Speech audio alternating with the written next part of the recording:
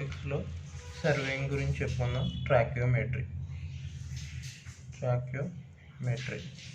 Surveying గురించి మనం discuss చేసుకుందాం today topic. First of all ట్రాక్యోమెట్రీలో ప్రిన్సిపల్స్ ఆఫ్ ట్రాక్యోమెట్రీ గురించి మెయిన్గా చెప్పుకోవాలి, బట్ డెఫినేషన్ కూడా తెలుసుకోవాలి. కాబట్టి ట్రాక్యోమెట్రీ డెఫినేషన్ వచ్చేటప్పటికి horizontal and vertical distance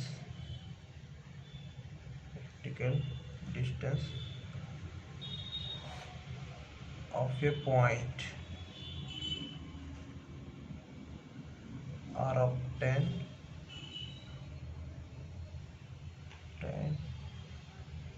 by opticals. Okay, tacheometry అని మనం ఇంకో 2 నేమ్స్ కూడా ఉన్నాయి. టాచియోమెట్రీ,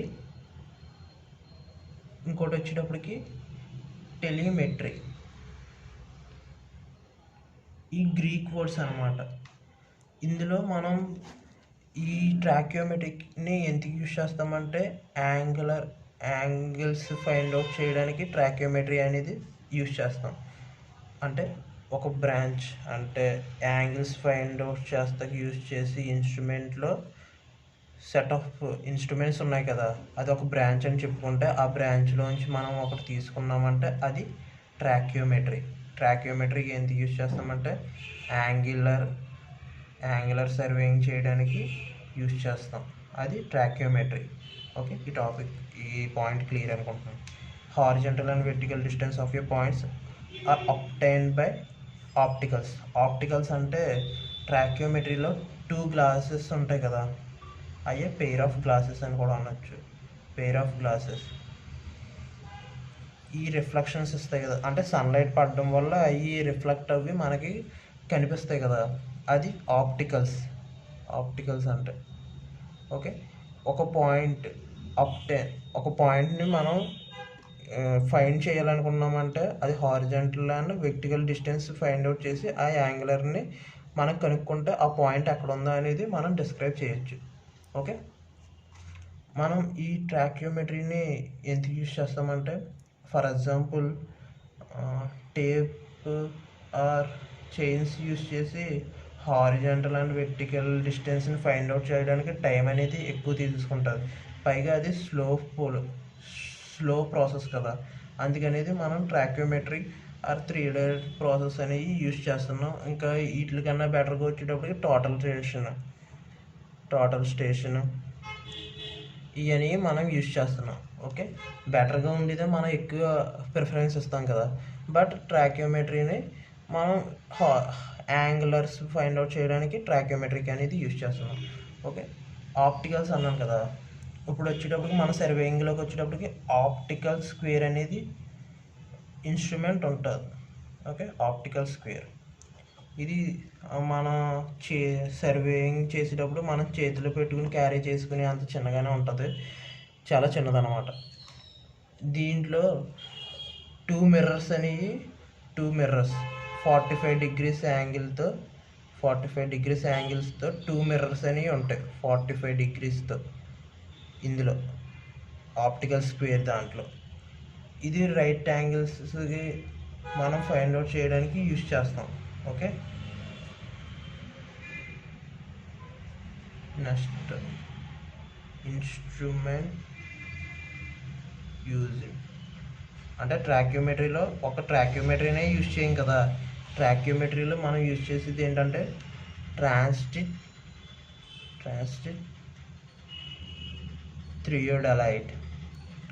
థియోడలైట్ని యూజ్ చేస్తాం. ఇది దేనికి ట్రాన్స్లేట్ థియోడలైట్ అనేది ఫిట్ చేసేసి ఉంటుంది. ఓకే, దేంతో విత్ ఏ స్టాడియా డయాఫ్రామ్. ఈ స్టాడియా డయాఫ్రామ్ గురించి డీటెయిల్గా చెప్తాను. స్టాడియా డయాఫ్రామ్ యూజ్ చేస్తాం దేనికి దేనికి యూజ్ చేస్తామంటే ట్రాక్యోమెట్రిక్ సర్వేయింగ్కి. ఇప్పుడు చాలామందికి ఒక డౌట్ అనేది ఉంటుంది, డిఫరెన్స్ బిట్వీన్ థియోడలైట్కి ట్రాక్యోమెట్రిక్కి. ట్రాకియోమెట్రీకి థియోడోలైట్కి డిఫరెన్స్ ఏంటా అని చాలామందికి డౌట్ ఉంటుంది. ఇప్పుడు థియోడోలైట్కి వచ్చేటప్పటికి ఈ థియోడోలైట్ని యూజ్ చేసుకుని లెవెల్ ఇన్స్ట్రుమెంట్ని మనం కనుక్కుంటున్నాం అనుకోండి, అది ట్రాకియోమెట్రిక్. దాన్ని ఏమైనా పిలుస్తామంటే ఇట్ ఈస్ కాల్డ్ ట్రాకియోమెట్రిక్. ఈ లెవెల్ ఇన్స్ట్రుమెంట్ వచ్చేటప్పటికి ఇక్కడ ఒక బెంచ్ మార్క్ అంటే తెలుసు, బెంచ్ మార్క్ అనేది ఒకటి ప్రొవైడ్ చేస్తారు కదా. ఆ బెంచ్ మార్క్ నుంచి హైట్ ఆఫ్ డిస్టెన్స్, ఇక్కడికి ఈ పాయింట్కి ఎంత హైట్ ఉందా అని మెజర్ చేసేదే లెవెల్ ఆఫ్ ఇన్స్ట్రుమెంట్. ఓకే, అర్థమైందని అనుకుంటున్నాను. ఇప్పుడు ఈ ట్రాకియోమెట్రిక్ వచ్చేటప్పటికి ఈ tacheometric no moment in vertical axis. ఇప్పుడు ఇలాగ ట్రాకియోమెట్రిక్ని తీసుకున్నాం అనుకోండి, ఇది వెర్టికల్ యాక్సిస్ అనుకోండి. ఈ వెర్టికల్ యాక్సిస్ ఇలా మూవ్ అవ్వలేదు. ఓకే, ఇలా వెర్టికల్గా మూవ్ అవ్వలేదు. అది డిఫెక్ట్ ఎందులో? ట్రాకియోమెట్రీలో. అదే థియోడోలైట్ అనుకోండి, అది థియోడోలైట్ వెర్టికల్గా మూవ్ అవ్వగలదు. ఓకే, ట్రాకియోమెట్రీ అయితే no moment in vertical axis. అదే థియోడోలైట్ అయితే moment in vertical axis.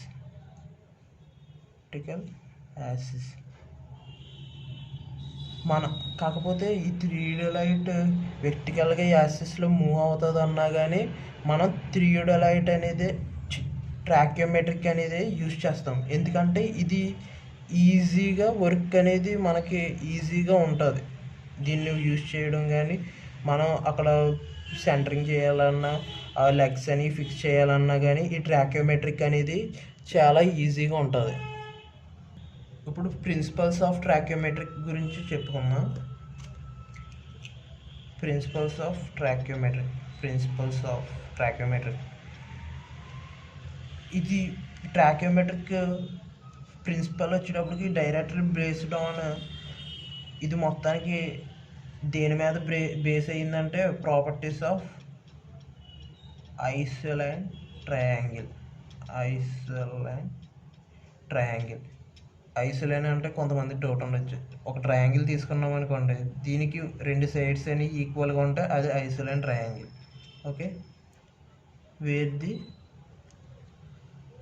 Ratio of distance, ఈ బేస్ కాడ నుంచి ఈ ఎపెక్స్కి ఉన్న డిస్టెన్స్ అండ్ ఈ లెంత్, ఈ బేస్కి లెంత్ ఉంటుంది కదా, ఇది బేస్ అనుకుంటే ఇది ఎపెక్స్.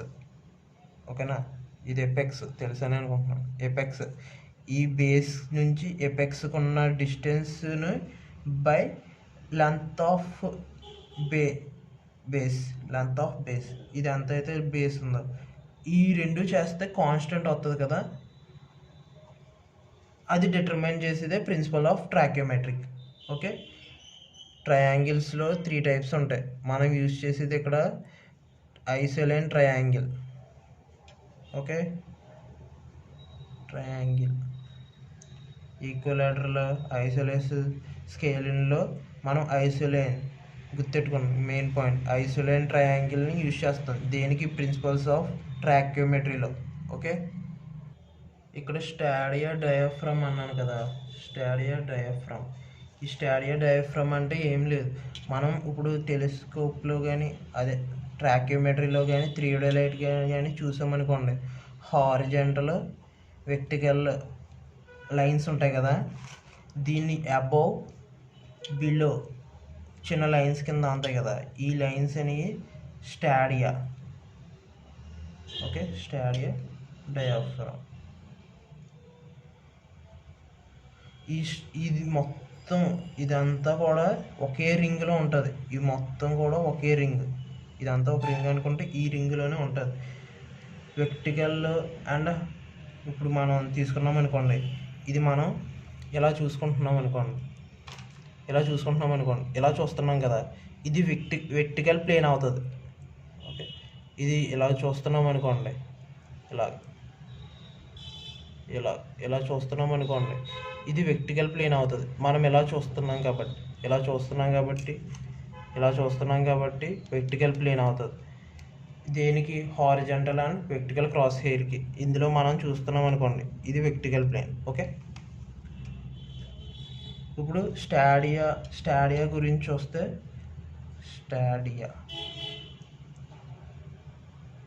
మనం గ్రాడ్యుయేటెడ్ రాడ్స్ తీసుకున్నాం అనుకోండి. స్టాడియాలోకి వచ్చేటప్పుడు గ్రాడ్యుయేటెడ్ రాడ్స్ ఇలా ఉంటాయి కదా, ఆ రాడ్స్కి మనం ఈ క్రాస్ హెయిర్ అన్ని ఫిక్స్ చేసి, అదే పాయింట్ అవుట్ చేసామనుకోండి, ఇక్కడ ఇలాగ లైన్స్ ఉంటాయి కదా, ఈ హారిజంటల్ లైన్స్ అనేవి ఆ ఇన్స్ట్రుమెంట్లో, టెలిస్కోప్లో ఉన్న ఆ మార్క్ని గ్రాడ్యుయేటెడ్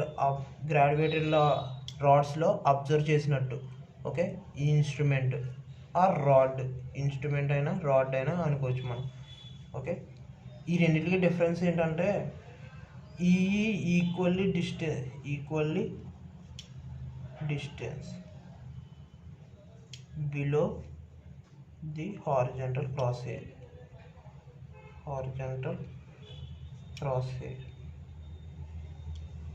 ఇటు పైకి కూడా కిందకి కూడా ఈక్వల్గా ఉంటాయి.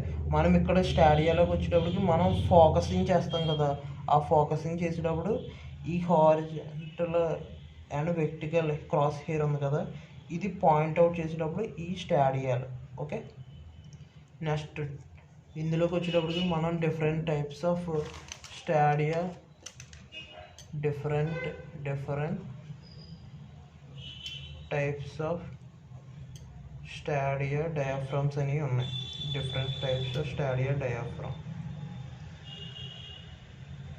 టెలిస్కోప్లు యూజ్ వచ్చేటప్పటికైతే టెలిస్కోప్ 3 టైప్స్ ఉన్నాయి. ఈ స్టాడియా యూజ్ చేసే 3 టైప్స్ ఉన్నాయి. ఒకటి వచ్చేటప్పటికి simple external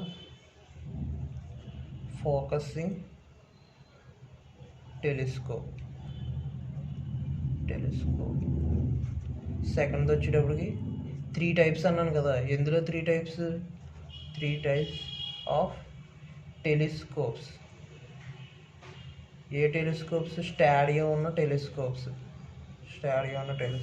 simple external focusing telescope, external focusing analytic telescope, internal focusing telescope. ఈ ఇంటర్నల్లో మళ్ళీ 3 కింద చెప్పుకోవచ్చు, బట్ మెయిన్గా మనం కన్సిడర్ చేసేది అయితే 2. ఏంటంటే ఫస్ట్ టైప్ వచ్చేటప్పటికి 3 టైప్స్ కదా మళ్ళీ ఇందులో. ఫస్ట్ టైప్ వచ్చేటప్పటికి స్టాడియా థియోడలైట్, నెక్స్ట్ది ట్రాకియోమెట్రీ. థర్డ్ది వచ్చేటప్పటికి ఇది పెద్ద కన్సిడర్ చెయ్యం, బట్ చెప్పుకుంటాకైతే additive constant of the instrument. ఇది 0 అవుతుంది. Additive constant of the instrument వచ్చేటప్పటికి 0. ఇక్కడ మనం ఏం చెప్పుకున్నాం? Different types of stadia diaphragms అని చెప్పుకున్నాను కదా. ఆ డిఫరెంట్ టైప్స్ ఆఫ్ డయాఫ్రామ్స్ ఏంటంటే, సర్కిల్ ఉండి ఒక క్రాస్ హెయిర్, ఒక వెర్టికల్ హెయిర్, ఈ రెండిట్ల మధ్య ఈ హారిజంటల్ని 2 స్టాడియాస్. ఓకే, ఈ 2 స్టాడియాస్. ఇది మనం ఎక్కువ ప్రిఫరెన్స్ ఇచ్చేది. సెకండ్ వచ్చేటప్పటికి క్రాస్ హెయిర్లో ఇక్కడ ఉంటాయి ఈ స్టాడియా. ఓకే, మనం ఫోకసింగ్ సరిగ్గా చేయకపోతే అయానం. ఓకేనా. థర్డ్ వచ్చేటప్పటికి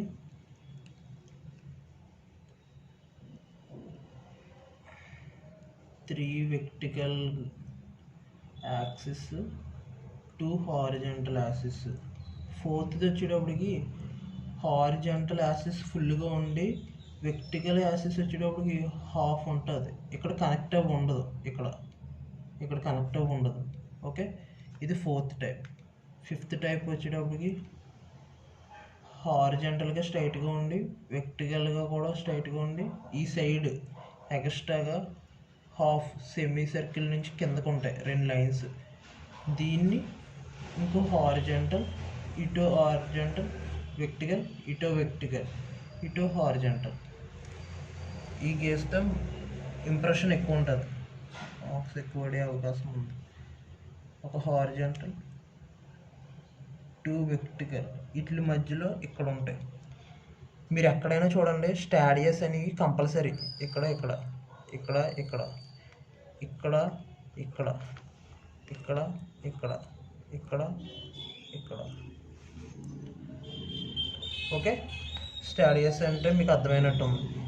మనం ఈ ఈ స్టాడియా డయాఫ్రమ్స్కి డిటర్మైన్ చేయడానికి స్టాడియా రాడ్స్ అని యూజ్ చేస్తాం. స్టాడియా రాడ్స్,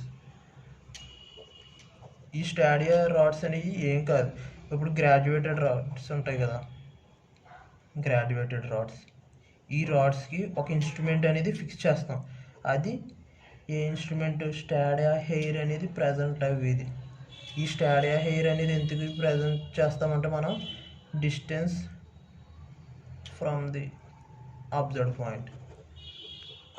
పాయింట్ కాడ ఉన్న డిస్టెన్స్ని ఫైండ్ అవుట్ చేయడానికి ఈ స్టాడియా హెయిర్ అనేది యూజ్ చేస్తాం. ఇది distance from the observe point అంటే మీకు బాగా తెలుస్తుంది, ఎందుకంటే ఒక రాడ్ అనేది మనం ఒక చోటను ప్లేస్ చేసి మనం ఇన్స్ట్రుమెంట్ కాడి నుంచి దానికి ఎంత డిస్టెన్స్ ఉందా అని డిటర్మైన్ చేయడానికి ఈ రాడ్స్, ఈ పాయింట్ అబ్జర్వ్ పాయింట్ ఇది అనుకోండి, దాని దగ్గర ఈ గ్రాడ్యుయేటెడ్ రాడ్స్ అని సిచ్యువేటెడ్ చేస్తాం. ఓకే, మీకు అర్థమైందని అనుకుంటున్నాను. మనం ఇక్కడ స్టాడియా రాడ్ హైట్ వచ్చేటప్పటికి 1.5 మీటర్స్ అనేది మనకిస్తారు. Okay, thank you.